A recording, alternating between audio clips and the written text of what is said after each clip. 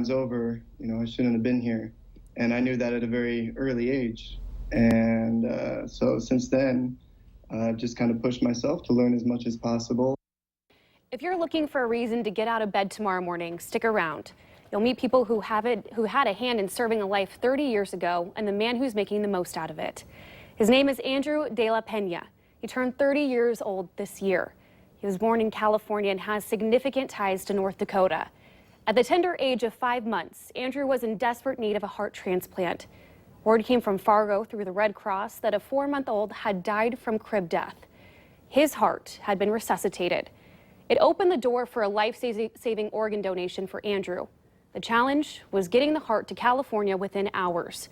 It was a few days before Christmas. The Learjet parked at Hector in Fargo that was supposed to take the heart west wouldn't start. That's when a desperate early morning call was made to the governor, George Sinner. Valley News Team's Mike Morkins picks up this story. It was such a natural thing for us. 16 minutes after Governor Sinner was notified, a call went out to the North Dakota Air National Guard base in Fargo. Here's a boy that needs a heart. An F-4 fighter jet with the North Dakota Air Guard was scrambled. It was get the job done. Brigadier General Bob Beckland, who was a first lieutenant at the time and on duty, would be the pilot. A time-sensitive organ that had already been delayed because of the efforts to start the airplane here that night. So just get it to San Francisco as quick as possible. An F-4 is a 2-seater fighter jet. The only storage compartment is underneath, and it's not climate controlled.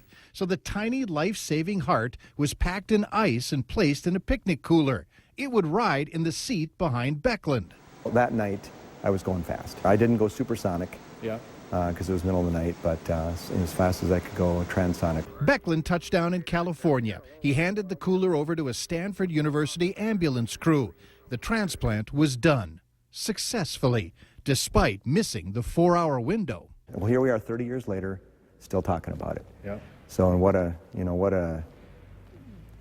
I don't know, I can't think of the right adjective here to say to that, but cool. Yeah, it was cool. I'm glad to have been a part of it. I'm, of course, always eternally grateful to them. After his death-defying start, Andrew De La Pena's challenges in life would continue. He survived a couple of bouts of cancer, including non-Hodgkin's lymphoma. He was even in New Orleans during Hurricane Katrina and got out of there okay. Andrew, how you feeling?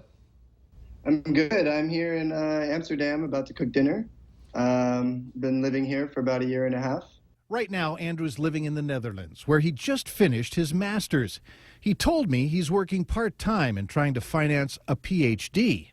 He's made the most out of his 30 years of life, having been a teacher, visited 30-plus countries. He even speaks 5 languages.